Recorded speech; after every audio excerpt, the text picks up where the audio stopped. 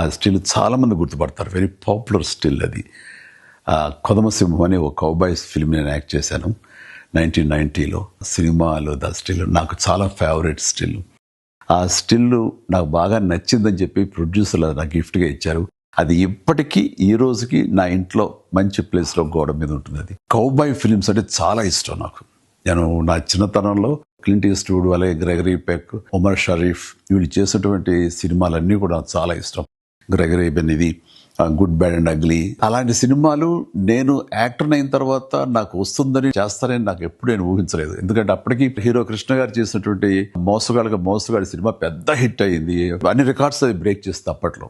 అలాంటి సినిమా మళ్ళీ చేయటం ఒక సాహసం అవుతుంది. బట్ అనుకోకుండా నాకు రమా ఫిల్మ్స్ నాగేశ్వరరావు గారు మీ మీద ఒక వెరైటీ సినిమా ఉండాలనే ఆలోచనలో మాకు కౌబాయ్ సినిమా అయితే ఎలా ఉంటుందో అనుకున్నాము, మీరు కథ వింటారా అని చెప్పేసి మురళీమోహన్ రావు తోటి రావటం, కథ వినిపించడం నాకు చాలా బాగా నచ్చడం, వెంటనే గ్రీన్ సిగ్నల్ ఇవ్వటం, వెంటనే అది కొదమసింహంగా అది మీ ముందు కూడా వచ్చేసింది. ఈ క్యారెక్టర్ చేయాలనుకున్నప్పుడు కౌబాయ్స్ జనరల్ గా గడ్డం వదిలేస్తారు వాళ్ళు.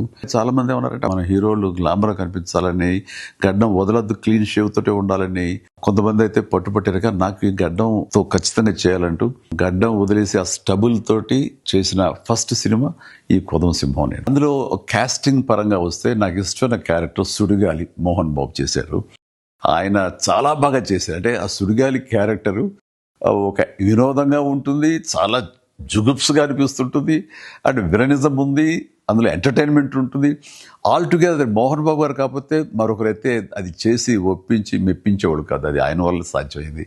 అది నాకు ఆ సినిమాలో చాలా ఇష్టమైన క్యారెక్టర్. నాకు విలన్గా చేశారు ద లెజెండరీ గొప్ప పర్సనాలిటీ ప్రాణ్ గారు, హిందీ యాక్టర్. ఆయన ఆ మహానుభావుడితోటి యాక్ట్ చేసే అదృష్టం నాకు కలిగింది. అలాగే సత్యనారాయణ గారు, కైకా సత్యనారాయణ గారు, ఆయనతో కూడా చేశారు. అలాగే గొల్లపూడి మారుతిరావు గారు, అన్నపూర్ణ గారు, హిందీ స్టార్స్ సోనం కపూర్ గారు కూడా, ఆ తర్వాత రాధ గారు, వీళ్ళతోటి ప్రతి సీను, ప్రతి సాంగ్, ప్రతి యాక్షన్, ప్రతి హార్స్ రైడింగ్స్ ఇవన్నీ కూడా ఆ సినిమా అన్ని హైలైట్స్. ఈ సినిమాలో ఉన్న అన్ని songs super duper hit songs. Raj-Koti అంత మంచి సాంగ్స్ ఇచ్చారు. నాకు మరీ ఇష్టమైన అది జప్పం జప్పం కొంగ జప్పం అంటూ ప్రభుదేవ చాలా చక్కటి కొరియోగ్రఫీ అందించాడు. తన స్టైల్ని ఫాలో అయిపోయాను. నేను ఒక సాంగ్, ఒక బీజియంలో నేల మీద నుంచి నడుచుకుంటూ గోడ మీద నుంచి రూఫ్ మీదకి అలా వెళ్ళి అలా నడుచుకుంటూ ఈ పక్క గోడ మీదకి వచ్చి అలాగే గ్రౌండ్ మీదకి రావటం అనేది ఒక షాట్లో చేసాం. చాలా మంది ఆశ్చర్యపోయారు అది ఎట్లా చేయగలిగారు ఏంటనేది.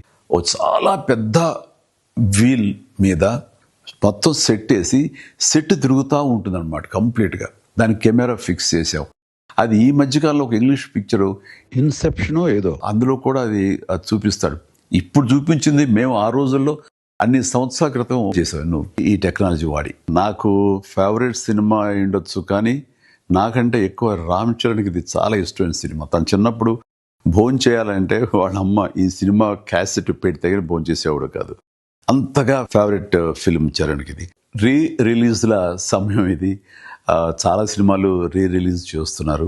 ఈ జనరేషన్ కూడా మనం తీసినటువంటి కౌబాయ్ సినిమా ఎలా ఉంది, మన డాన్సెస్, మన ఫైట్స్, మన యాక్షన్ సీక్వెన్స్, మన క్యారెక్టరైజేషన్స్ ఇవన్నీ అప్పట్లో ఎలా తీసామని ఈ జనరేషన్కి తెలియజెప్పే ప్రయత్నం చేస్తున్నందుకు అది సక్సెస్ అవ్వాలని రమా ఫిల్మ్స్ నాగేశ్వరరావు గారికి నా హృదయపూర్వక అభినందనలు తెలియజేస్తూ నా ధన్యవాదాలు చెప్పుకుంటున్నాను. అండ్ ఆడియన్స్ డెఫినెట్గా ఈ సినిమాని ఎంజాయ్ చేస్తారు. Please do watch కొదమసింహం on 21st November.